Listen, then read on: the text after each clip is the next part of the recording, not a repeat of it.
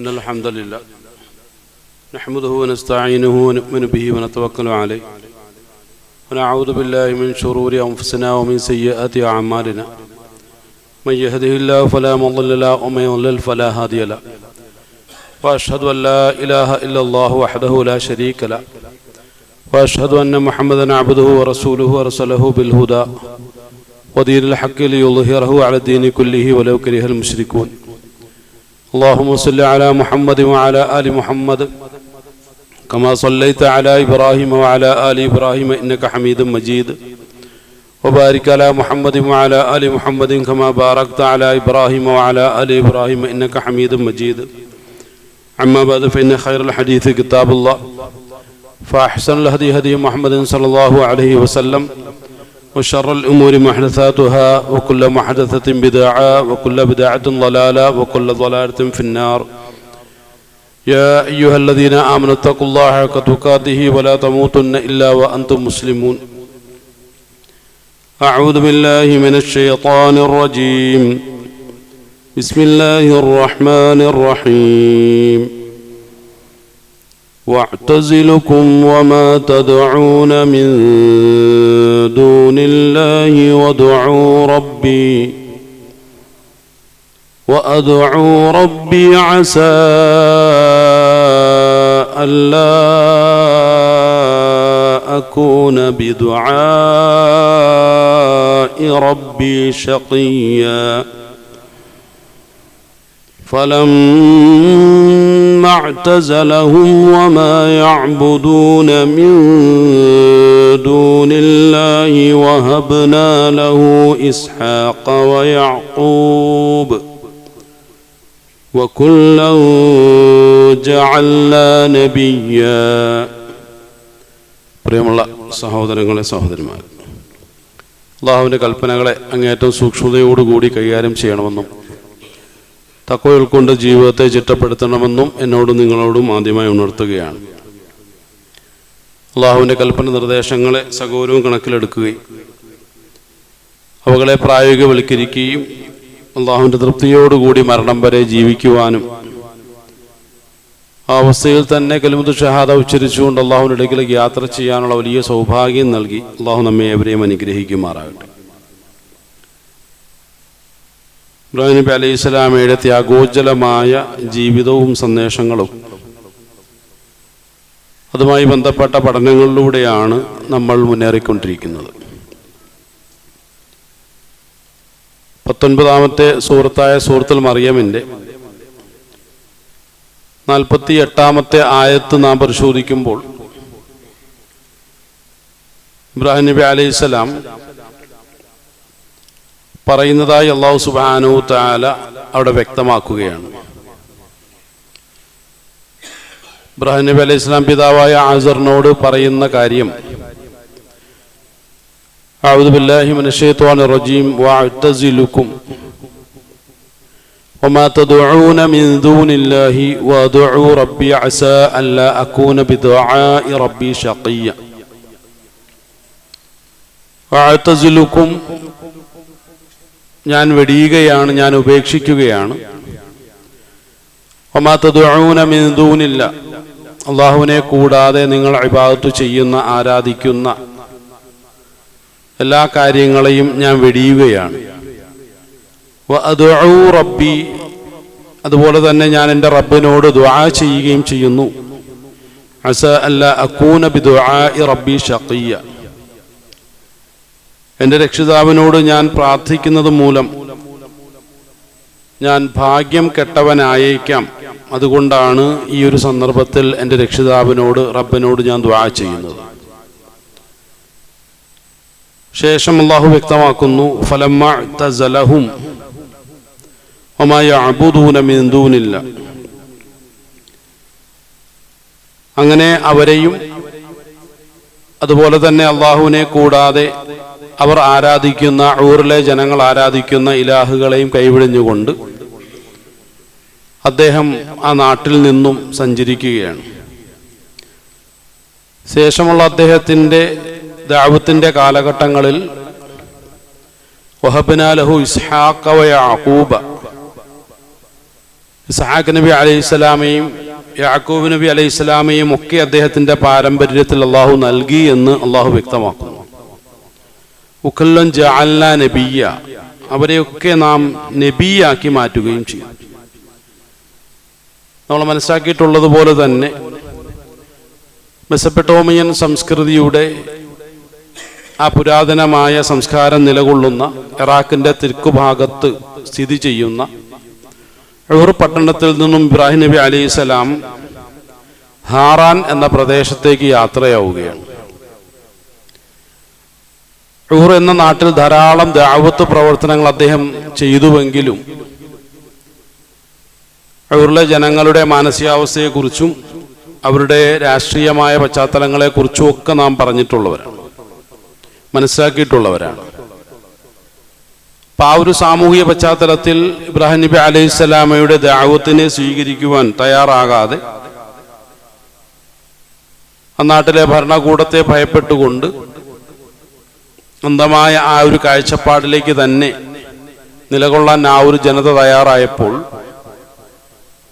അവരിൽ നിന്നും ഇബ്രാഹിം നബി അലൈഹിസ്സലാമയുടെ ജ്യേഷ്ഠ സഹോദരനായ ലൂത്ത് എന്ന ചെറുപ്പക്കാരനും അതുപോലെ തന്നെ പത്നിയായ സാറ ബീവിയും ഇബ്രാഹിം നബി അലൈഹിസ്സലാമയോട് പിന്തുണ പ്രഖ്യാപിച്ചുകൊണ്ട് ആ ഒരു ഹിജറയിൽ പങ്കെടുക്കുകയാണ്. അങ്ങനെ ഇബ്രാഹിം നബി അലൈഹിസ്സലാം ഊറിൽ നിന്നും അവിടുത്തെ പ്രധാനപ്പെട്ട ഒരു കച്ചവട കേന്ദ്രമായിരുന്ന ഹാറാൻ എന്ന പ്രദേശത്തേക്കാണ് യാത്ര ചെയ്തത്. അത് ഇന്നത്തെ തുർക്കിയുടെ തെക്കു കിഴക്കൻ ഭാഗത്താണ് ഈ ഒരു പ്രദേശത്തെ നമുക്ക് കണ്ടെത്താൻ കഴിയുന്നത്. അത് മെസപ്പൊട്ടേമിയയിലേക്കുള്ള ഒരു പടിഞ്ഞാറൻ കവലയായി അന്ന് പ്രസിദ്ധമായി നിലകൊള്ളുന്ന ഒരു പ്രദേശമാണ് ഹാരാൻ. പിന്നെ ഇബ്രാഹിം നബി അലൈഹിസ്സലാമയും പത്നിയും ജ്യേഷ്ഠ സഹോദരനും കൂടി ഹാരാനിലെത്തുകയും അവിടെ ധാരാളം ദഅവത്ത് പ്രവർത്തനങ്ങൾ നടത്തുകയും ചെയ്തു. പരമ്പരാഗതമായിട്ടുള്ള വിശ്വാസങ്ങളിൽ നിന്നും ഏകനായ അള്ളാഹുവിനെ മാത്രമേ ആരാധിക്കാവൂ എന്ന തത്വങ്ങളെ ഉൾക്കൊള്ളുന്ന ആ ഒരു നവോത്ഥാന ചിന്തകളൊക്കെയും ആ ഒരു പ്രദേശത്ത് പ്രചരിപ്പിച്ചുകൊണ്ട് കുറേയധികം കാലം ഇബ്രാഹിം നബി അലൈഹിസ്സലാമയും ലൂത്ത് നബി അലൈഹിസ്സലാമയും സാറാ ബീവിയും കൂടി ഹാറാനിൽ താമസിച്ചു. അതിനുശേഷം അള്ളാഹുവിൻ്റെ നിർദ്ദേശപ്രകാരം, അനുമതി പ്രകാരം അവിടെ നിന്നും കാനാൻ ദേശത്തേക്ക് യാത്ര ചെയ്യുകയുണ്ടായി. കാനാൻ ദേശം എന്ന് പറയുമ്പോൾ ഇന്നത്തെ ഇസ്രയേലും അതുപോലെ തന്നെ ലെബനാനും ഫലസ്തീനും ജോർദാനും ഒക്കെ നിലകൊള്ളുന്ന ആ ഒരു പ്രദേശം ഒരൊറ്റ പ്രദേശമായിട്ട് പഴയ കാലത്ത് കാനാൻ ദേശം എന്നാണ് അറിയപ്പെട്ടിരുന്നത്. അങ്ങനെ ആ ഒരു പ്രദേശത്തേക്ക് ഇബ്രാഹിം നബി അലൈഹി സ്വലാം കടന്നു ചെല്ലുകയും പിന്നീടുള്ള ദഅവത്ത് പ്രവർത്തനങ്ങളും പ്രബോധനങ്ങളും ഇബ്രാഹിം നബി അലൈഹി സ്വലാം നടത്തിയത് കാനാൻ ദേശത്താണ്. കുറേയധികം കാലം അവിടെയും താമസിച്ചു. അപ്പോൾ അവിടെ വലിയൊരു ഭക്ഷ്യക്ഷാമം നേരിടുകയുണ്ടായി. അപ്പം അതേ തുടർന്ന് അള്ളാഹുവിൻ്റെ അനുമതി പ്രകാരം ഇബ്രാഹിം നബി അലൈഹി സ്വലാം പിന്നീട് ഈജിപ്തിലേക്ക് യാത്ര ചെയ്യുകയാണ്. ലൂത്ത് നബി അലൈഹി സ്വലാമിയെ തൻ്റെ ദഅവത്തിൻ്റെ ഉത്തരവാദിത്വമൊക്കെ ഏൽപ്പിച്ചതിന് ശേഷം സ്വന്തം പത്നിയുമായി ഈജിപ്തിലേക്ക് പോകുന്ന ഇബ്രാഹിം നബി അലൈഹി സ്വലാമയാണ് ചരിത്രത്തിലൂടെ പിന്നീട് നമുക്ക് കാണാൻ കഴിയുന്നത്. അങ്ങനെ ഈജിപ്തിൽ ചെല്ലുകയും ഈജിപ്തിലെ രാജാവിന് പ്രത്യേകമായൊരു സ്വഭാവം ഉണ്ടായിരുന്നു. അതിസുന്ദരികളായിട്ടുള്ള സ്ത്രീകൾ ആരെങ്കിലും ഈജിപ്തിലൂടെ കടന്നുപോയി കഴിഞ്ഞാൽ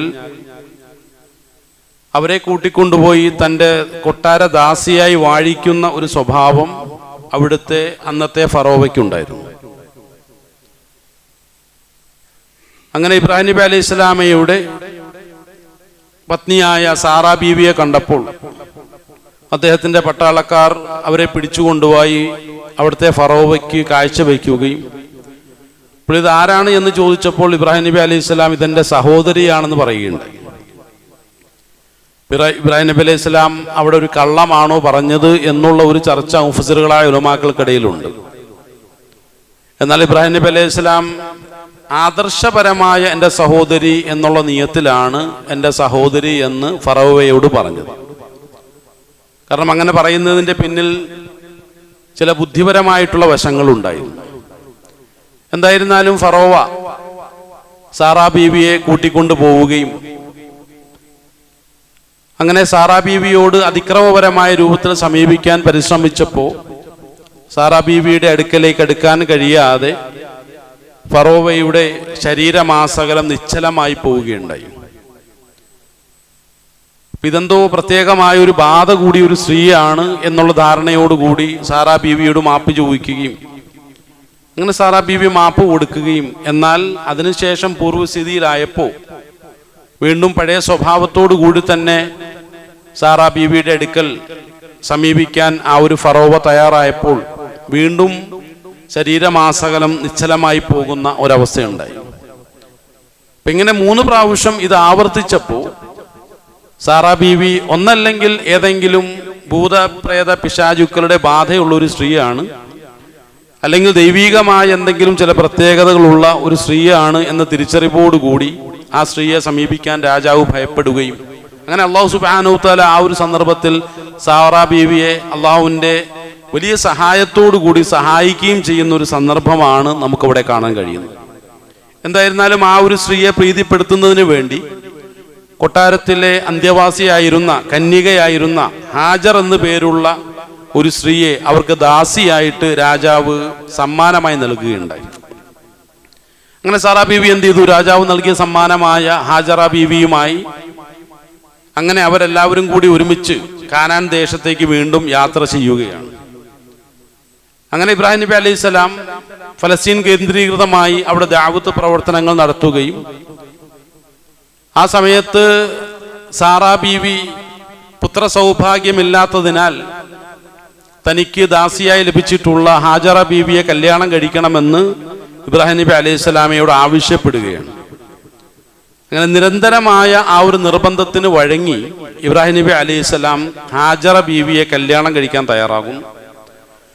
അങ്ങനെ സാറാ ബീവി പറഞ്ഞതുപോലെ തന്നെ അല്ലാഹു സുബ്ഹാനഹു തആല ഒരു പുത്ര സൗഭാഗ്യം ഹാജറ ബീവിയിൽ കൊടുക്കുകയും അങ്ങനെ ഇസ്മായിൽ നബി അലൈഹിസ്സലാമെ സാറാ ബീവി ജനിപ്പിക്കുകയും ചെയ്യുന്ന ഒരു സാഹചര്യമാണ് പിന്നീട് നമുക്കവിടെ കാണാൻ കഴിയുന്നത്.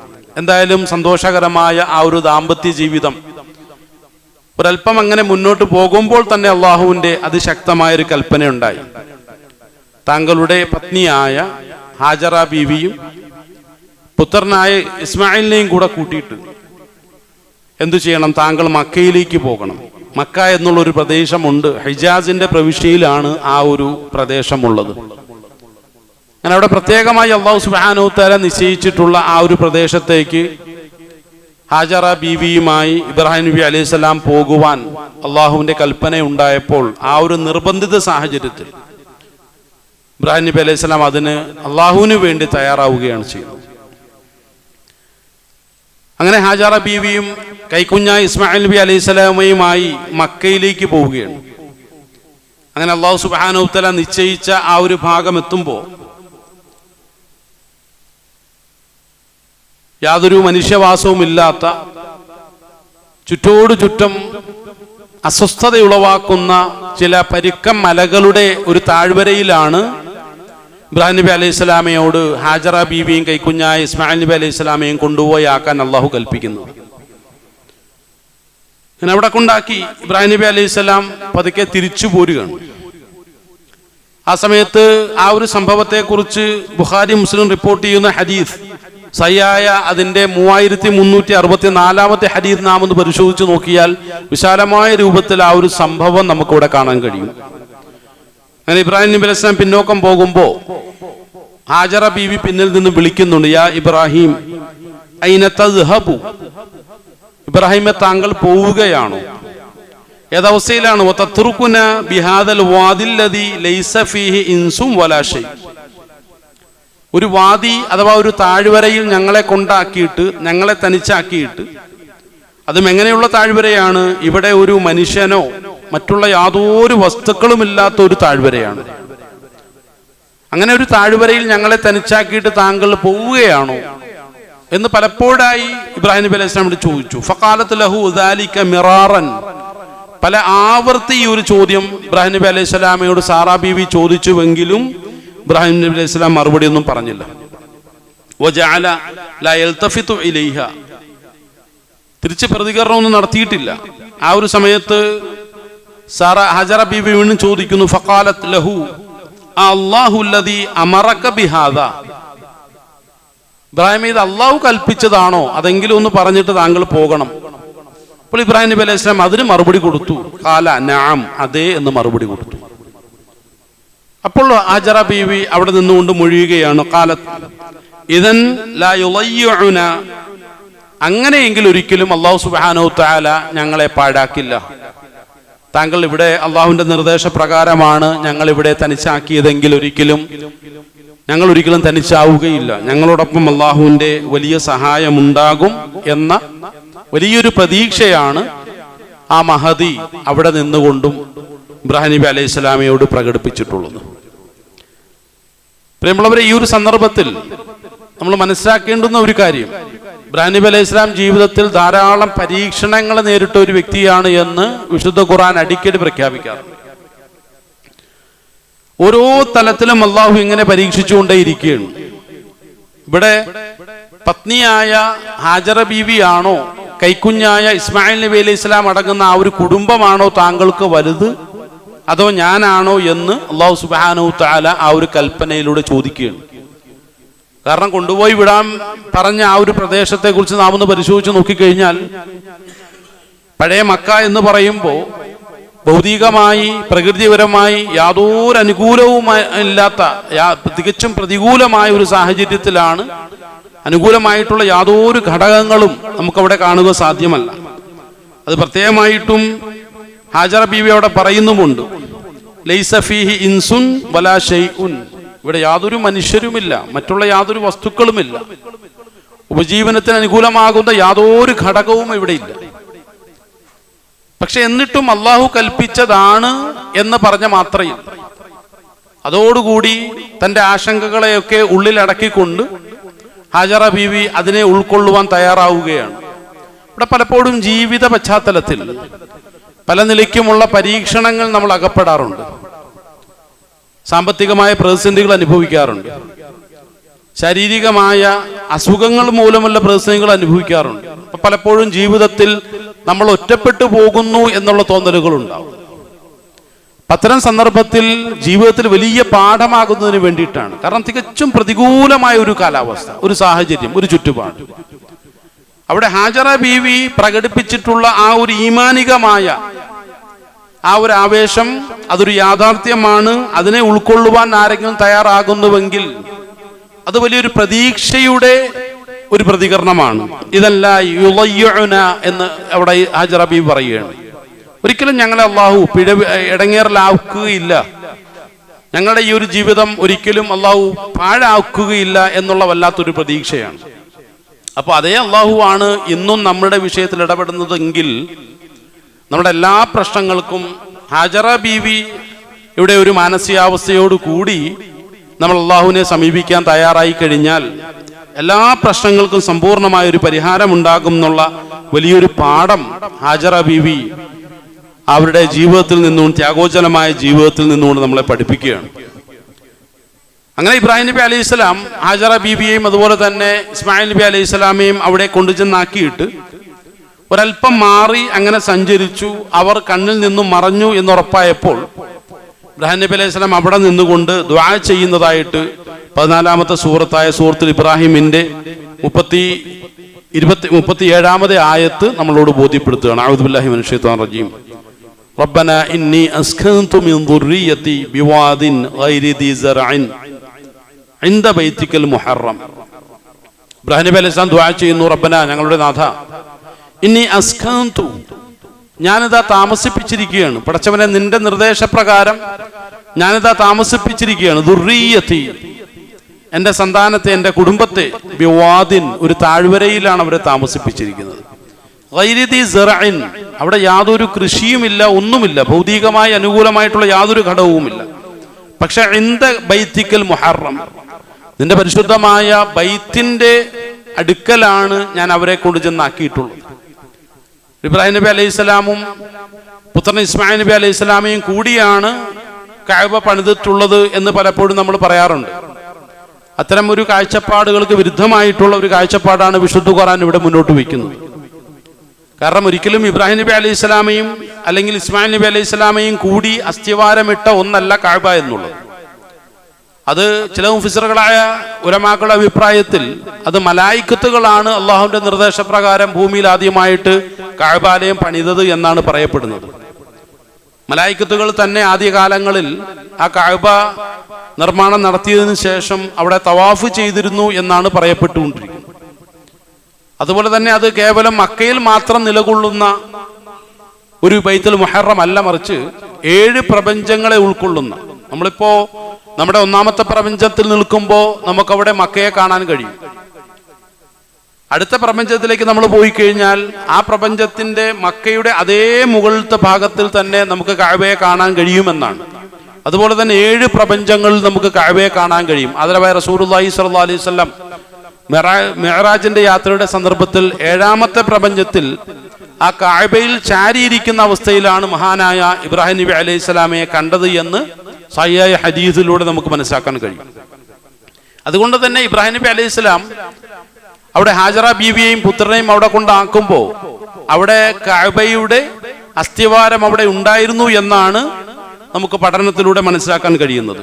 അതുകൊണ്ട് തന്നെയാണ് ഇബ്രാഹിം നബി അലൈഹി സ്വലാം പറഞ്ഞത് ഇൻദ ബൈതിക്കൽ മുഹറം, നിന്റെ പരിശുദ്ധമായ ഗേഹത്തിന്റെ പരിസര പ്രദേശത്താണ്, അടുക്കലാണ് എൻ്റെ പ്രിയപ്പെട്ട പത്നിയെയും അതുപോലെ തന്നെ എൻ്റെ കൈക്കുഞ്ഞായ ഇസ്മായിൽ നബി അലൈഹി സ്വലാമയെയും ഞാൻ ചെന്നാക്കിയിട്ടുള്ളത്. അതെന്തിനു വേണ്ടിയിട്ടാണെന്നറിയുമോ? ലിയുഖീമുസ്വല, അവർക്ക് അവരുടെ നമസ്കാരങ്ങൾ നിഷ്ഠയോടുകൂടി നിർവഹിക്കുവാൻ വേണ്ടിയിട്ടാണ്.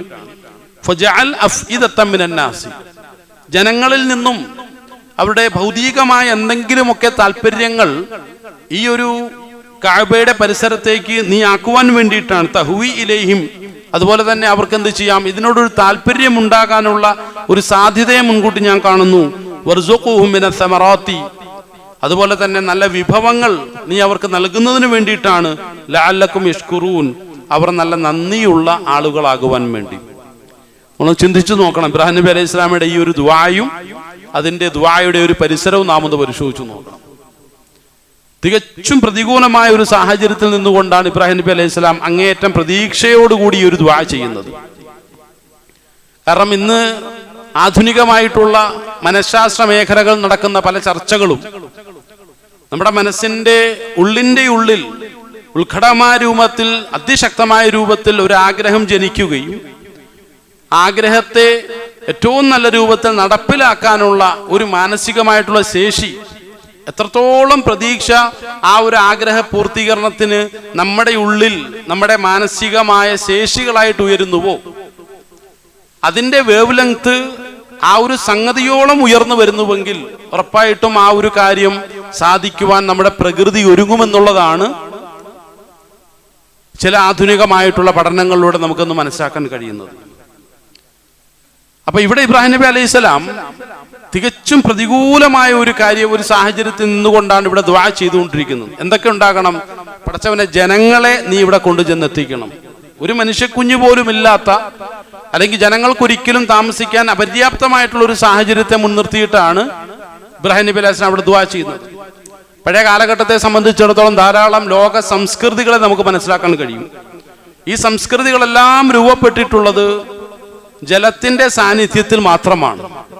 എന്നാൽ ജനങ്ങൾ അവിടെ വന്ന് താമസിക്കാനോ പുതിയൊരു സംസ്കൃതി രൂപപ്പെടാനോ ഉള്ള യാതൊരു ഭൗതികമായ സാഹചര്യങ്ങളും ഇബ്രാഹിം നബി അലൈഹി സ്വലാം ഈ ദുആ നടത്തിക്കൊണ്ടിരിക്കുമ്പോൾ ആ ഒരു പശ്ചാത്തലത്തിൽ ഇല്ല എന്നാണ് നമുക്ക് മനസ്സിലാക്കാൻ കഴിയുന്നത്. പിന്നെ എന്തൊരു കാഴ്ചപ്പാടോടുകൂടി ആയിരിക്കണം ഇബ്രാഹിം നബി അലൈഹി സ്വലാം അങ്ങനെ ഒരു ദുആ ചെയ്തിട്ടുള്ളത്? അതങ്ങേറ്റം പ്രതീക്ഷയായിരുന്നു. കാരണം ഏതൊരു പ്രതികൂലമായ സാഹചര്യത്തെയും അനുകൂലമാക്കി മാറ്റാനുള്ള കഴിവും പ്രാപ്തിയും എൻ്റെ റബ്ബിന് മാത്രമേ ഉള്ളൂ എന്നുള്ള ശരിയായ ഒരു വിശ്വാസത്തിന്റെ, ഈമാനിന്റെ കാഴ്ചപ്പാടിൽ നിന്നുകൊണ്ടാണ് ഇബ്രാഹിം നബി അലൈഹി സ്വലാം അവിടെ ദുആ ചെയ്യുന്നത്. ഇവിടെയാണ് പ്രിയമുള്ളവരെ, ഭൗതികമായിട്ടുള്ള ജീവിത സാഹചര്യങ്ങളിൽ, പ്രതികൂലമായ സാഹചര്യങ്ങളിൽ പലപ്പോഴും പതറിപ്പോകുന്നതും അള്ളാഹു അനുവദനീയമാക്കാത്ത തെറ്റായിട്ടുള്ള മാർഗങ്ങളിലേക്ക് മനുഷ്യൻ പലപ്പോഴും എത്തിപ്പെടുന്നതും. മുമ്പ് നമ്മൾ പരീക്ഷയുമായി ബന്ധപ്പെട്ട വിഷയങ്ങളെക്കുറിച്ച് നമ്മൾ ചർച്ച ചെയ്തിരുന്നു. കാരണം അള്ളാഹു അനുവദനീയമാക്കാത്തതാണ്, ഹറാമാക്കിയതാണ്.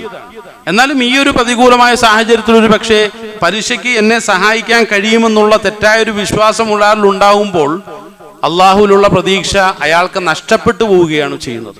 അവിടെയാണ് പലിശ എന്നുള്ളത് ഒരു മാരകമായ ഒരു അപകടമായി ഒരു മുഅ്മിന്റെ ജീവിതത്തിൽ മാറുന്നു. ഇവിടെ ഇബ്രാഹിം നബി അലൈഹി ഇസ്ലാമിയെ സംബന്ധിച്ചിടത്തോളം ഒരു നിലയ്ക്കും പ്രതീക്ഷയില്ലാത്ത ഒരു സാഹചര്യമാണ്. പക്ഷെ അപ്പോഴും എല്ലാ പ്രതികൂലമായ സാഹചര്യത്തിലും അനുകൂലമായ സാഹചര്യം ഒരുക്കുന്ന റബ്ബ് എൻ്റെ അടുക്കലുണ്ട്. ആ റബ്ബിന്റെ സഹായമുണ്ടെങ്കിൽ എല്ലാ കാര്യങ്ങൾക്കും ഏറ്റവും ശരിയായ രൂപത്തിലുള്ള ഒരു പര്യവസാനം ഉണ്ടാകും എന്നുള്ള അങ്ങേയറ്റത്തെ പ്രതീക്ഷയോടുകൂടിയാണ് ഇബ്രാഹിം നബി അലൈഹി ഇസ്ലാം ഇവിടെ ദുആ ചെയ്യുന്നത്. ഈ ഇബ്രാഹിം നബി അലൈഹി ഇസ്ലാമയുടെ മാനസികാവസ്ഥയിലേക്ക് നമുക്ക് എത്താൻ സാധിച്ചാൽ നമ്മുടെ ജീവിതത്തിലുള്ള എല്ലാ പ്രതിസന്ധികളെയും ഇൻഷാ അല്ലാഹ് തരണം ചെയ്യാൻ നമ്മുടെ ദുആക്കൾക്ക് സാധിക്കുമെന്നുള്ള വലിയൊരു പാഠമാണ് ഇബ്രാഹിം നബി അലൈഹി ഇസ്ലാമയുടെ ഒരു ദുആയിലൂടെ അല്ലാഹു സുബ്ഹാനഹു വ തആല നമ്മെ പഠിപ്പിക്കുന്നത്. ഇതിപ്പോൾ സൂറത്തുൽ ഇബ്രാഹിമിനുള്ള ഒരു ദുആ ആയിട്ടാണ് നമുക്ക് മനസ്സിലാക്കുന്നതെങ്കിൽ രണ്ടാമത്തെ സൂറത്തായ സൂറത്തുൽ ബഖറയിൽ അതിന്റെ 126 ആയത്ത് നാം ഒന്ന് പരിശോധിച്ച് നോക്കിക്കഴിഞ്ഞാൽ ഇബ്രാഹിം നബി അലൈഹി സ്വലാമയുടെ ദുആയെക്കുറിച്ച് അവിടെയും അല്ലാഹു സുബ്ഹാനഹു വ തആല വ്യക്തമാക്കുന്നുണ്ട്. അഊദു ബില്ലാഹി മിനശ് ശൈത്വാനിർ റജീം വഇദ് ഖാല ഇബ്രാഹിം റബ്ബിജ്അൽ ഹാദാ ബലദൻ ആമിനൻ വർസുഖ് അഹ്ലഹു മിനസ് സമറാത്തി മൻ ആമന മിൻഹും. ഇബ്രാഹിം നബി അലൈഹി സ്വലാം ദുആ ചെയ്യുന്നു. അല്ലാഹു സുബ്ഹാനഹു വ തആല പറയുന്നു വഇദ് ഖാല ഇബ്രാഹിം, ഇബ്രാഹിം നബി അലൈഹി സ്വലാം അന്ന് എന്നോട് പറഞ്ഞ ആ ഒരു സന്ദർഭം, റബ്ബി എൻ്റെ നാഥ ഇജ്അൽ നീ ആക്കണമേ ഹാദാ ബലദൻ ആമിനൻ, ഇതൊരു നിർഭയമായ രാജ്യമാക്കി മാറ്റണമേ. നമ്മൾ ചിന്തിച്ചു നോക്കുക, ഹജറ ബീവിയെയും ഇസ്മായിൽ നബി അലൈഹി സ്വലാമയും അവിടെ കൊണ്ട് ചെന്നാക്കുന്ന ആ ഒരു സന്ദർഭം എന്ന് പറയുന്നത് അങ്ങേയറ്റം ആശങ്കകൾ നിറഞ്ഞ ഒരു പശ്ചാത്തലമാണ്. കാരണം ഒരു ഉപജീവനത്തിനുള്ള യാതൊരു സാധ്യത അവിടെ ഇല്ല. അവിടെ പച്ചക്കറികളില്ല, കായ്കനികളില്ല, അതുപോലെ തന്നെ ജലത്തിന്റെ സ്രോതസ്സുകളില്ല. ഈ ഒരു അവസ്ഥയിൽ അവരെ കൊണ്ടുചെന്നാക്കിയിട്ട് പോയി കഴിഞ്ഞാൽ 100% പട്ടിണി, 2 പട്ടിണി മരണങ്ങൾ അവിടെ സംഭവിക്കും എന്ന വിഷയത്തിൽ യാതൊരു സംശയമില്ല. അതുപോലെ തന്നെ ലോകത്ത് തന്നെ ഏറ്റവും ഭീകരമായ മരണം എന്നുള്ളത് ഒരു മനുഷ്യന്റെ ശരീരത്തിൽ നിർലജ്ജീകരണം സംഭവിച്ചിട്ടുള്ള മരണങ്ങളാണ്. അതിനെക്കുറിച്ച് വൈദ്യശാസ്ത്രം പറയുന്നത് ശരീരത്തിന്റെ ഓരോ കോശങ്ങളും ആ വേദനകളെ, മരണവേദനകളെ തിരിച്ചറിയുമെന്നുള്ളതാണ്. ഇബ്രാഹിം നബി അലൈഹി സ്വലാം അവരുടെ അടുക്കിലേക്ക് ചെറിയ ഒരു വെള്ളത്തിന്റെ ഒരു കുപ്പിയും അതുപോലെ തന്നെ ചെറിയ ഒരു ഭക്ഷണത്തിന്റെ ഒരു കിറ്റും മാത്രമേ അവരെ ഏൽപ്പിച്ചിട്ടുള്ളൂ. എന്നിട്ടാണ് തിരിഞ്ഞു നടക്കുന്നത്. സമ്പൂർണമായും വിശ്വാസമുണ്ട് അള്ളാഹുവിന്റെ ഇടപെടൽ ഇവിടെ ഉണ്ടാകുമെന്നുള്ളത്. ആ സന്ദർഭത്തിലൊക്കെയാണ് ഇബ്രാഹിം നബി അലൈഹി സ്വലാം വീണ്ടും അവിടെ നിന്നുകൊണ്ട് ദുആ ചെയ്യുന്നത്. എന്താണ് പറഞ്ഞത്? ഇതിനെ നിർഭയമായ ഒരു രാജ്യമാക്കി മാറ്റണമെന്നുള്ളതാണ്. യാതൊരു ഭയവും ഇല്ലാത്ത, യാതൊരു ആശങ്കകളുമില്ലാത്ത, അങ്ങേയറ്റം സമാധാനം നിറഞ്ഞൊരു പശ്ചാത്തലം അല്ലാഹുവേ നീ ഈ ഒരു പ്രദേശത്ത് ഒരുക്കണമേ എന്ന് ഇബ്രാഹിം നബി അലൈഹി സ്വലാം ദുആ ചെയ്യുകയാണ്. അതിനുശേഷം വീണ്ടും പറയുന്നു വർസുഖ് അഹ്ലഹു മിനസ് സമറാത്തി, ഇവിടെയുള്ളവർക്ക് നല്ല വിഭവങ്ങൾ കൊടുക്കണം, നീ നല്ല ഭക്ഷണങ്ങൾ കൊടുക്കണം, നല്ല പാർപ്പിടങ്ങൾ കൊടുക്കണം എന്നുള്ള നിലയ്ക്ക് ഒരു ജീവിതത്തിന്റെ ഏറ്റവും സുന്ദരമായിട്ടുള്ള അനുകൂലമായിട്ടുള്ള സാഹചര്യങ്ങളൊക്കെ ഒരുക്കി കൊടുക്കാൻ വേണ്ടിയിട്ടാണ് തികച്ചും പ്രതികൂലമായ ഒരു സാഹചര്യത്തെ മുൻനിർത്തിക്കൊണ്ട് ഇബ്രാഹിം നബി അലൈഹി സ്വലാം ദുആ ചെയ്യുന്നത്. അവിടെ ഇബ്രാഹിം നബി സ്വലാം ഒരു പ്രയോഗം നടത്തുന്നതായി വിശുദ്ധ ഖുർആൻ വ്യക്തമാക്കുന്നു. എന്താണ് പറഞ്ഞത്? ഈ വിഭവങ്ങളും ഈ നന്മകളും ഈ ഭൗതികമായിട്ടുള്ള എല്ലാ അനുകൂല സാഹചര്യങ്ങളും പടച്ചവനെ മൻ ആമന മിൻഹും ബില്ലാഹി വൽ യൗമിൽ ആഖിർ, അള്ളാഹുവിലും മധ്യദിനത്തിലും അടിയുറച്ച് വിശ്വസിക്കുന്ന മുഅ്മിനീങ്ങൾക്ക് കൊടുക്കണമേ എന്ന് അല്ലാഹു സുബ്ഹാനഹു തആലയോട് ഇബ്രാഹിം നബി അലൈഹി സ്വലാം ദുആ ചെയ്യുകയാണ്. എന്തുകൊണ്ടായിരിക്കണം അങ്ങനെ ദുആ നടത്താനുള്ള കാരണം? അതിന് തൊട്ടു മുമ്പുള്ള ആയത്തുകൾ നാം ഒന്ന് പരിശോധിച്ച് നോക്കിക്കഴിഞ്ഞാൽ വലിയൊരു പാഠമാണ് അതിലൂടെ ഖുർആൻ നമ്മെ പഠിപ്പിക്കുന്നത്. ഇബ്രാഹിം നബി അലൈഹി സ്വലാമയോട് അല്ലാഹു സുബ്ഹാനഹു തആല പല നിലയ്ക്കുമുള്ള കൽപ്പനകൾ പുറപ്പെടുവിക്കുകയുണ്ടായി. ആ കൽപ്പനകളെയൊക്കെ ശിരസാ വഹിച്ചുകൊണ്ട് ആ കൽപ്പനകളിലൊക്കെ 100% പരീക്ഷണങ്ങളിലൊക്കെ വിജയിക്കുന്ന ഒരു മഹാനായ പ്രവാചകനെയാണ് നമുക്കവിടെ കാണാൻ കഴിയുന്നത്. അല്ലാഹു സുബ്ഹാനഹു വ തആല ഇബ്രാഹിം നബി അലൈഹി സ്വലാം ഇവിടെ പറയുന്നുണ്ട്, നിന്നെ, താങ്കളെ ഒരു ഇമാമാക്കി മാറ്റാൻ നാം ഇതാ തയ്യാറാവുകയാണ്. ഇബ്രാഹിം റബ്ബഹു ബികലിമാത്തിൻ ഫഅതമ്മഹുന്ന എന്ന് പറഞ്ഞ ശേഷം പറയുന്നു ഖാല ഇന്നി ജാഇലുക ലിന്നാസി ഇമാമ. അല്ലാഹു സുബ്ഹാനഹു വ തആല പറയുകയാണ്, താങ്കളെ ഒരു ഇമാമായിട്ട് നാം അവരോധിക്കുകയാണ്. അപ്പൊ തന്നെ ഇബ്രാഹിം നബി അലൈഹി സ്വലാമിന്റെ ഒരു ദുആയുണ്ട്, ഖാല വമിൻ ദുർരിയത്തി, അല്ലാഹുവേ എൻ്റെ സന്താന പരമ്പരകളെയും കൂടി നീ ഇമാമാക്കി മാറ്റണമെന്ന് അല്ലാഹു സുബ്ഹാനഹു വ തആലയോട് ഇബ്രാഹിം നബി അലൈഹി സ്വലാം ദുആ ചെയ്യുമ്പോൾ അല്ലാഹു സുബ്ഹാനഹു വ തആല അവിടെ ഒരു നിബന്ധന മുന്നോട്ട് വെക്കുകയാണ്. ഖാല ലാ യനാലു അഹ്ദി ളാലിമീൻ, ഒരിക്കലും ളാലിമീങ്ങളായ ആളുകളുടെ വിഷയത്തിൽ താങ്കളുടെ ഈ ഒരു ആവശ്യം സാധിച്ചു തരാൻ എന്നെ കൊണ്ട് സാധ്യമല്ല എന്ന് അള്ളാഹു തീർത്തു പറയുകയാണ്. ഇമാമത്തിന് നല്ല യോഗ്യതയുള്ള ആളുകളായിരിക്കണം. നമുക്കറിയാം, രാഷ്ട്രത്തിന്റെ നേതൃത്വം, ലോകത്തിന്റെ നേതൃത്വം, സമൂഹത്തിന്റെ നേതൃത്വം എന്നിങ്ങനെ നേതൃത്വത്തെക്കുറിച്ചുള്ള പഠനങ്ങൾ നമ്മൾ നടത്തുമ്പോഴാണ് ഇബ്രാഹിം നബി അലൈഹി സ്വലാം അന്ന് നടത്തിയ വലിയൊരു ദുആയുടെ പ്രാധാന്യം നമുക്കിന്ന് മനസ്സിലാക്കാൻ കഴിയുന്നു. മുസ്ലിം സമുദായത്തെ സംബന്ധിച്ചിടത്തോളം നല്ലൊരു നേതൃത്വമില്ലാത്തതിൻ്റെ വലിയൊരു പ്രതിസന്ധിയിലൂടെയാണ് മുസ്ലിം ലോകം ഇന്ന് കടന്നുപോയിക്കൊണ്ടിരിക്കുന്നത്. എന്നാൽ മുസ്ലിമീങ്ങൾക്കെതിരിൽ അതിശക്തമായ നേതൃത്വമാണ് ലോകത്തിന്ന് നാൾക്കുനാൾ വളർന്നു വന്നുകൊണ്ടിരിക്കുന്നത്. എല്ലായിടത്തും മുസ്ലിമീങ്ങൾ വലിയ പ്രതിസന്ധിയിലാണ്, വലിയ പ്രയാസത്തിലാണ്. അവിടെ ഒരു നേതൃത്വമില്ല. എവിടെ നോക്കിയാലും അങ്ങേയറ്റം പീഡനങ്ങൾക്കും കടുത്ത അതിക്രമങ്ങൾക്കും വിധേയരായിക്കൊണ്ടിരിക്കുന്ന ഒരു അധസ്ഥിത ജനവിഭാഗമായിട്ടാണ് മുസ്ലിം സമുദായത്തെ എല്ലായിടത്തും നമുക്ക് കാണുവാൻ സാധിക്കുന്നത്. പലപ്പോഴും നമ്മൾ ചർച്ച ചെയ്തിട്ടുള്ളതുപോലെ തന്നെ ഫലസ്തീന്റെ പ്രശ്നങ്ങൾ എത്ര വർഷങ്ങളായി ആവർത്തിച്ചുകൊണ്ടേയിരിക്കും. ഓരോരോ നേതാക്കന്മാർ കടന്നു വന്നുകൊണ്ടേയിരിക്കുന്നു. പക്ഷെ അവർക്കൊന്നും യോഗ്യതകളില്ലാത്തത് കൊണ്ടാണോ വീണ്ടും വീണ്ടും പ്രതിസന്ധിയിൽ നിന്നും കയറാൻ ഒരിക്കലും മുസ്ലിം സമുദായത്തിന് കഴിയാതെ പോകുന്നത്? ഇന്ത്യൻ മുസ്ലിമീങ്ങളുടെ അവസ്ഥ എടുത്തൊന്ന് പരിശോധിച്ച് നോക്കിക്കഴിഞ്ഞാലും ഇതൊക്കെ തന്നെയാണ് അവസ്ഥ. അതിൻ്റെ ഒരു പരിഹാരം ഉണ്ടാകുന്നില്ല എന്നുള്ളതാണ്.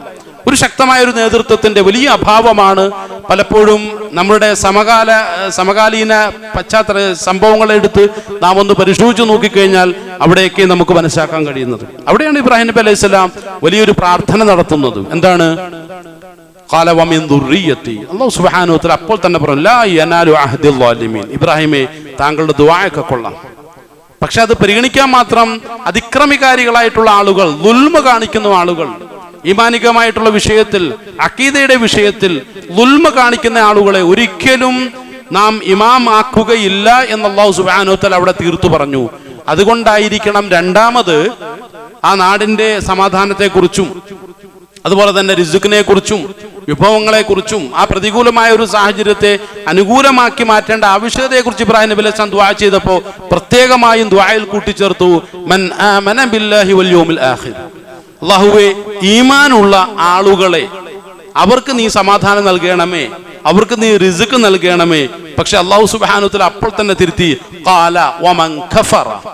അല്ല ഇബ്രാഹിമേ, ഇത് മുഅ്മിനീങ്ങൾക്ക് മാത്രമല്ല, അവിടെ കാഫിരീങ്ങൾക്കും താങ്കൾ ഈ ചോദിച്ച അനുഗ്രഹം ഞാൻ കൊടുക്കുക തന്നെ ചെയ്യും. ഈ ഒരു കാര്യം അല്ലാഹു സുബ്ഹാനഹു വ തആല പറഞ്ഞിട്ടില്ല എങ്കിൽ ഇന്നത്തെ മക്കയുടെ അവസ്ഥ എന്തായിരിക്കും എന്നാണ് നമ്മൾ ചിന്തിക്കേണ്ടത്.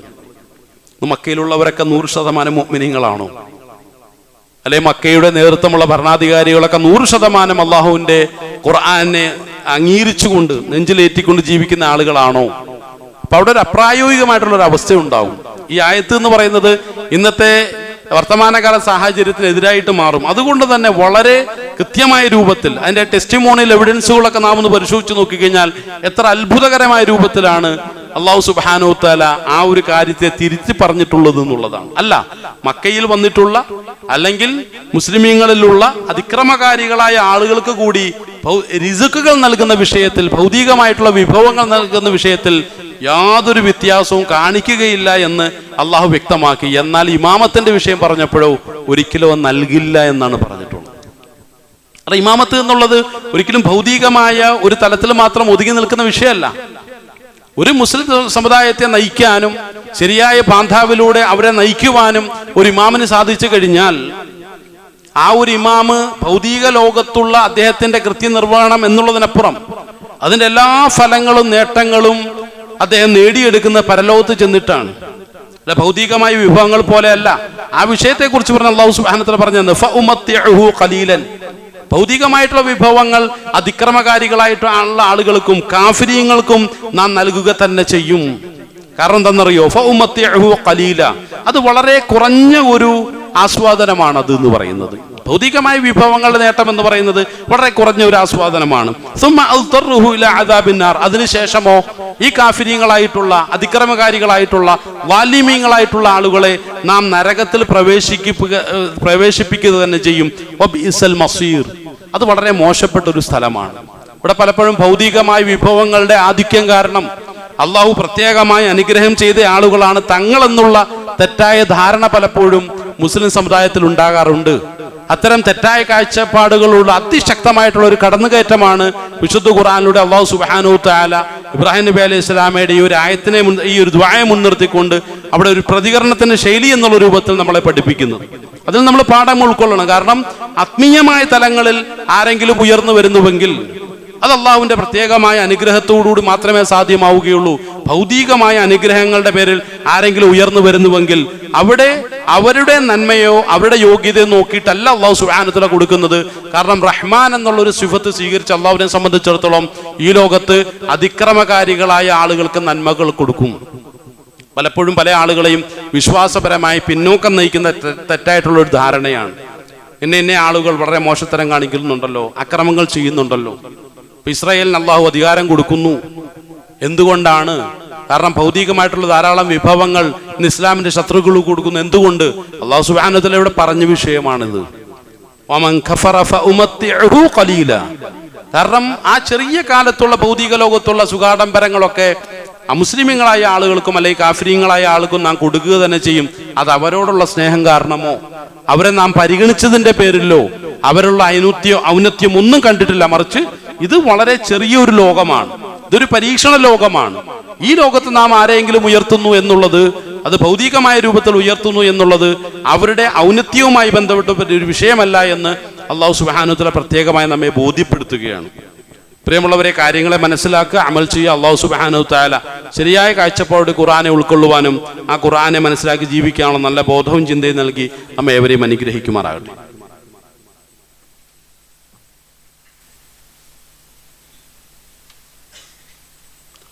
അൽഹംദുലില്ലാഹി റബ്ബിൽ ആലമീൻ വസ്സലാത്തു വസ്സലാമു അലാ അശ്റഫിൽ മുർസലീൻ വഅലാ ആലിഹി വസഹ്ബിഹി അജ്മഈൻ. അമ്മാ ബഅദ്. അള്ളാഹുവിൻ്റെ കൽപ്പനകളെ ശിരസാ വഹിച്ചുകൊണ്ട് ജീവിതത്തെ മുന്നോട്ട് നയിക്കണമെന്നും തഖ്വകൾ കൊണ്ട് ജീവിതത്തെ ചിട്ടപ്പെടുത്തണമെന്നും രണ്ടാമതൊന്നുകൂടി ഉണർത്തുകയാണ്. ഇബ്രാഹിം നബി അലൈഹിസ്സലാം മക്കയിൽ ഇസ്മായിൽ നബി അലൈഹിസ്സലാമയെയും ഹാജറ ബീവിയെയും കൊണ്ടുചെന്നാക്കുകയും അവർക്കുള്ള ഏറ്റവും നല്ല അനുകൂലമായ സാഹചര്യങ്ങൾ ഉണ്ടാകണമെന്ന് അള്ളാഹുവിനോട് ദുആ ചെയ്യുകയും ചെയ്യും. പ്രിയമുള്ളവരെ, ഈ സമയത്താണ് കഴിഞ്ഞ ആഴ്ച നാം സൂചിപ്പിച്ചതുപോലെ തന്നെ മആരിബ് അണക്കെട്ട് തകരുന്നത്. യമനിൽ സ്ഥിതി ചെയ്തിരുന്ന കിങ്ഡം ഓഫ് സബ എന്ന് പറയുന്ന ഒരു സംസ്കാരം, അത് ഏതാണ്ട് 1200 മുതൽ AD 1200 മുതൽ BC 275 വരെ നിലനിന്നിരുന്ന ഒരു സംസ്കൃതിയായിരുന്നു, അല്ലെങ്കിൽ ഒരു ഭരണ സമ്പ്രദായമായിരുന്നു. ആ ഒരു ഭരണ സമ്പ്രദായത്തെ നിലനിർത്തിയിരുന്നത് അവിടെ വാദി ധന വാലി എന്ന പേരിൽ അറിയപ്പെടുന്ന ഒരു ഒരു താഴ്വരയിൽ ആ ഒരു സംസ്കാരം പൂത്തുലയുമ്പോൾ അതിനെല്ലാവിധ പിന്തുണയുമായി അവിടെ നിലനിന്നിരുന്നത് അവിടുത്തെ മആരിബ് അണക്കെട്ടായിരുന്നു. ആ മആരിബ് അണക്കെട്ടിന്റെ സഹായത്തോടു കൂടിയുള്ള ഏറ്റവും ശാസ്ത്രീയമായിട്ടുള്ള ജലസേചന പദ്ധതിയിലൂടെയാണ് അവർക്കന്നുണ്ടായിരുന്ന സാമ്പത്തികമായിട്ടുള്ള ആ ഒരു നേട്ടങ്ങളൊക്കെ അവർ കൈവരിച്ചത്. വലിയ കൃഷി ഉൽപ്പന്നങ്ങൾ അവർ നാട്ടിൽ ഉൽപ്പാദിപ്പിക്കുകയും അതിന് പര്യാപ്തമായ രൂപത്തിലുള്ള നല്ല 2 തോട്ടങ്ങളെ കുറിച്ച് അല്ലാഹു സുബ്ഹാനഹു വ തആല സൂറത്ത് സബഇന്റെ 15-ാമത്തെ ആയത്തിലൂടെ ഒക്കെ വ്യക്തമാക്കുന്നുണ്ട്.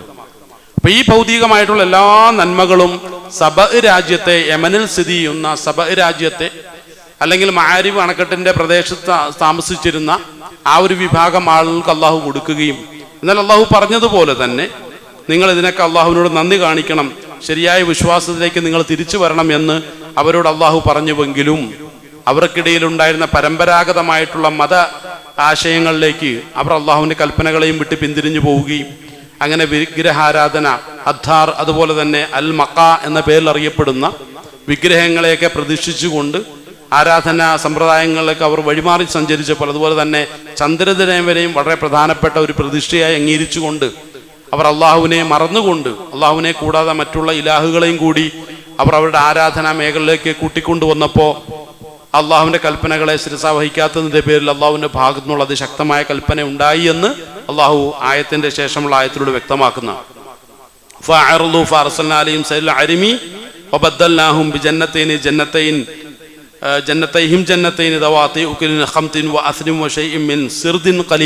എന്ന ആയത്തിലൂടെ നമുക്ക് മനസ്സിലാക്കാൻ കഴിയുന്നത്, അതിനുശേഷം ആ മആരിബ് അണക്കെട്ട് അവിടെ പൊട്ടിപ്പോകുന്ന, അല്ലെ വലിയൊരു അണക്കെട്ട് ദുരന്തമുണ്ടാകുന്ന ആ ഒരു സാഹചര്യത്തിലേക്ക് ആ ഒരു ജനത നയിക്കപ്പെടുന്ന ഒരു ഭീകരമായ ഒരു പശ്ചാത്തലമാണ് ഖുർആൻ അടുത്തുള്ള ആയത്തിലൂടെ നമ്മെ ബോധ്യപ്പെടുത്തുന്നത്.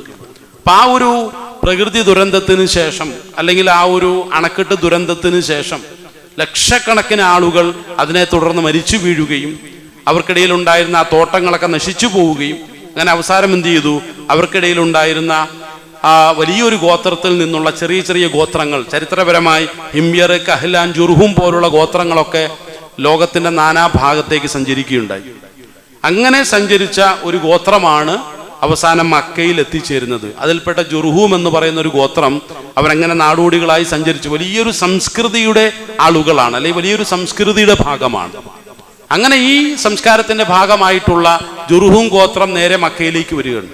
മക്കയിലേക്ക് വന്നിട്ട് അവിടെ നോക്കുമ്പോൾ ഹാജറ ബീവിയും അതുപോലെ തന്നെ പുത്രനായ ഇസ്മായിൽ നബി അലൈഹി ഇസ്ലാമയും അവിടെ ജീവിക്കുന്നുണ്ട്. നമ്മൾ നേരത്തെ മനസ്സിലാക്കിയതുപോലെ തന്നെ, പലപ്പോഴും ചരിത്രത്തിൽ നിന്ന് മനസ്സിലാക്കിയിട്ടുള്ളത് പോലെ തന്നെ, ഹാജറ ബീവിയും ഇസ്മായിൽ നബി അലൈഹി ഇസ്ലാമയ്ക്കും അല്ലാഹു സുബ്ഹാനഹു തആല വലിയൊരു പ്രകൃതിയുടെ അല്ലെങ്കിൽ ഭൗതികമായിട്ടുള്ള ഒരു അനുഗ്രഹമായി നൽകിയത് സംസമായിരുന്നു. ഈ ജുർഹൂം ഗോത്രത്തെ സംബന്ധിച്ചിടത്തോളം ലോകത്തിന്റെ വലിയൊരു സംസ്കൃതിയുടെ ഭാഗമായിട്ടാണ് ഇവർ കടന്നു വരുന്നത്. ആ സംസ്കാരത്തിന്റെ എല്ലാ നന്മകളെയും ഉൾക്കൊണ്ടുകൊണ്ടാണ് ജുർഹൂം ഗോത്രം മക്കയിലേക്ക് കടന്നു വരുന്നത്. അപ്പൊ അവരുടെ യാത്രക്കിടയിലാണ് അവർ മക്കയുടെ പ്രദേശത്ത് ഇപ്പൊ പക്ഷികളെ കണ്ടത്. ഈ പക്ഷികളെ കണ്ടപ്പോഴാണ് ഇവിടെ എവിടെയെങ്കിലും ജലസ്രോതസ് ഉണ്ടാകും എന്നുള്ള തിരിച്ചറിവ് അവർക്കുണ്ടാകുന്നതും. അങ്ങനെ ആ പക്ഷിയുടെ പിന്നാലെ അവർ സഞ്ചരിക്കുകയും അവസാനം സംസം അവർ കണ്ടെത്തുകയും ചെയ്യുന്നു. സംസമിന്റെ ഓരത്തായി ഒരു സ്ത്രീയും അതുപോലെ തന്നെ ഒരു കൈക്കുഞ്ഞായ ഒരു കുഞ്ഞും അവരോടൊപ്പമുണ്ട്. അപ്പൊ അവരോട് അനുമതി ചോദിക്കുകയാണ്, ഞങ്ങൾക്ക് ഇവിടെ താമസിക്കാനുള്ള അനുമതി നൽകുമോ? എന്നാൽ ഈ സംസമിന്റെ ഇമാമത്ത് തങ്ങൾ വിട്ടുകൊടുക്കില്ല, അത് തങ്ങളുടെ അധികാരത്തിൽ തന്നെ ആയിരിക്കണം എന്നുള്ള ആ ഒരു നിബന്ധനയോടുകൂടി ആ ജുർഹൂം ഗോത്രത്തിന് അവിടെ താമസിക്കാനുള്ള അവസരം അവർ കൊടുക്കുക വഴി വലിയൊരു സാംസ്കാരികമായിട്ടുള്ള ഒരു പുതിയൊരു രൂപം അവിടെ നൽകുന്ന ഒരു പശ്ചാത്തലമാണ് നമുക്കവിടെ കാണാൻ കഴിയും. പുതിയൊരു സംസ്കൃതി അവർ രൂപപ്പെടുകയാണ്. നമുക്കറിയാം, വളരെ പ്രധാനപ്പെട്ട പല സംസ്കാരങ്ങളുമാണ് അവിടെ ഇപ്പോൾ ഒരുമിച്ച് കൂടിയിട്ടുള്ളത്. പലപ്പോഴും മക്കയെക്കുറിച്ചുള്ള നമ്മുടെ ചർച്ചയിൽ യാതൊരു സംസ്കാരവുമില്ലാത്ത കാട്ടറബികൾ എന്ന് പറഞ്ഞുകൊണ്ട് ചരിത്രമറിയാത്ത വിവരം കെട്ട ആളുകൾ പലപ്പോഴും മക്കയിലുള്ള ജനതയെ വിമർശിക്കാറുള്ളത്. വലിയൊരു തെറ്റാണത്. കാരണം ഒന്ന്, മെസപ്പൊട്ടോമിയൻ സംസ്കാരത്തിന്റെ ഭാഗമായി ഇസ്മായിൽ നബി അലൈഹി സ്വലാം കടന്നു വരുന്നു. ഈജിപ്ഷ്യൻ സംസ്കാരത്തിന്റെ ഭാഗമായിട്ടാണ് ഹാജറ മക്കയിലേക്ക് കടന്നു വരുന്നത്. എന്നാൽ വലിയ ഒരു കഹ്താനിയൻ സംസ്കാരത്തിന്റെ ഭാഗമായിട്ടാണ് യമനിൽ നിന്നും ജുർഹൂം ഗോത്രം കടന്നു വരുന്നത്. എത്ര വലിയ സംസ്കാരത്തിന്റെ ആളുകളാണ്! ഈ മൂന്ന് സംസ്കാരവും സംസ്കൃതിയും കൂടി മക്കയിൽ വന്ന് ഒരുമിച്ച് കൂടുകയാണ്. ആ ഒരു പശ്ചാത്തലത്തിന് വേണ്ടി മക്ക ഒരുങ്ങുകയാണ്. എന്തിന്റെ പേരിലാണ്? അവിടെ ഇബ്രാഹിം നബി അലൈഹി ഇസ്ലാമയുടെ നിഷ്കളങ്കമായിട്ടുള്ള ആ ഒരു ദുആയുടെ പ്രതികരണമായിട്ടാണ് ഈ ഒരു മഹാത്ഭുതം മക്ക എന്ന് പറയുന്ന ആ ഒരു പ്രദേശത്ത് സംഭവിക്കുന്നത്. സുബ്ഹാനല്ലാഹ്. പ്രിയമുള്ളവർ, ഇതിൽ നമുക്ക് മനസ്സിലാക്കണം, ഇബ്രാഹിം നബി അലൈഹി ഇസ്ലാമിന്റെ ജീവിതത്തിലൂടെ ഇനി ഒരുപാട് ബഹുദൂരം നമുക്ക് മുന്നേറേണ്ടതുണ്ട്. അതിൽ നിന്ന് ഒരുപാട് പാഠങ്ങളെ ഉൾക്കൊള്ളേണ്ടതുണ്ട്. ലോകത്തിന്റെ നിന്നുള്ള എല്ലാ പ്രശ്നങ്ങളുടെയും കാരണം എന്താണെന്നുള്ള കാര്യം ഇബ്രാഹിം നബി അലൈഹി ഇസ്ലാമിന്റെ ചരിത്രം പരിശോധിച്ചാലേ നമുക്ക് മനസ്സിലാക്കാൻ കഴിയുള്ളൂ. അതിൽ തന്നെയാണ് അതിനുള്ള പരിഹാരങ്ങൾ ഉള്ളതും. അല്ലാഹു സുബ്ഹാനഹു തആല ശരിയാം വിധം കാര്യങ്ങളെ മനസ്സിലാക്കി നല്ല നിലയിൽ ജീവിതത്തെ ചിട്ടപ്പെടുത്താനുള്ള നല്ല തൗഫീക്ക് നൽകി നമ്മെ ഏവരെയും അനുഗ്രഹിക്കുമാറാകട്ടെ. നമ്മളിൽ നിന്ന് വന്നുപോയിട്ടുള്ള വലും ചെറുതുമായ മുഴുവൻ പാവങ്ങളെയും അള്ളാഹുവിൻ്റെ മഹത്തായ അനുഗ്രഹം കൊണ്ട് വിട്ടുകൊടുത്ത് മാപ്പാക്കി തരുമാറാകട്ടെ. ലോകത്ത് കഷ്ടപ്പാടുകൾ ദുരിതങ്ങൾ അനുഭവിക്കുന്ന എല്ലാ മുസ്ലിമീങ്ങളെയും എല്ലാവിധ പ്രയാസങ്ങളിൽ നിന്നും അള്ളാഹു കരകയറ്റി അനുഗ്രഹിക്കുമാറാകട്ടെ. വിശേഷിച്ച ഫലസ്തീൻ മുസ്ലിമീങ്ങളുടെ എല്ലാ പ്രശ്നങ്ങളെയും അള്ളാഹു പരിഹരിച്ചു കൊടുക്കുമാറാകട്ടെ. നല്ല സമാധാനപരമായ പരിഹാരങ്ങൾ കൊടുത്ത് അള്ളാഹു അവരെ കബൂൽ ചെയ്യുമാറാകട്ടെ. നമ്മളിൽ നിന്ന് മരണപ്പെട്ടു പോയിട്ടുള്ള മുഴുവൻ ആളുകളുടെയും ഖബറുകളെ അള്ളാഹു വിശാലമാക്കുകയും മഗ്ഫിറത്തും റഹ്മത്തും കൊടുത്ത് അവരെയൊക്കെ അനുഗ്രഹിക്കുകയും ചെയ്യുമാറാകട്ടെ. പെട്ടെന്നുള്ള മരണങ്ങളിൽ നിന്നും മാരകമായ രോഗങ്ങളിൽ നിന്നും എല്ലാവിധ പല മുസീബത്തുകളിൽ നിന്നും അള്ളാഹു നമ്മളെയും നമ്മുടെ കുടുംബത്തിലുള്ള നാട്ടിലുള്ള മുഴുവൻ ആളുകളെയും കാത്തുരക്ഷിച്ച് അനുഗ്രഹിക്കുമാറാകട്ടെ. ലോക മുസ്ലിമുകളെ അള്ളാഹു അനുഗ്രഹിക്കുമാറാകട്ടെ. നഷ്ടപ്പെട്ടു ഇസ്സത്തിനെ ഖുർആന്റെയും ഹദീസിന്റെയും തിരിച്ചറിവിൻ്റെ വഴിയിലൂടെ തിരിച്ചെടുക്കാനുള്ള തൗഫീഖ് ആകത്തും കൊടുത്ത് മുസ്ലിം ലോകത്തെ അള്ളാഹു അനുഗ്രഹിക്കുമാറാകട്ടെ. അല്ലാഹുമ്മ ഗ്ഫിർ ലിൽ മുഅ്മിനീന വൽ മുഅ്മിനാത്ത് വൽ മുസ്ലിമീന വൽ മുസ്ലിമാത്ത് അൽ അഹ്യാഇ മിൻഹും വൽ അംവാത്. ربنا آتنا في الدنيا حسنة وفي الآخرة حسنة وقنا عذاب النار. آمين برحمتك يا أرحم الراحمين. الحمد لله رب العالمين.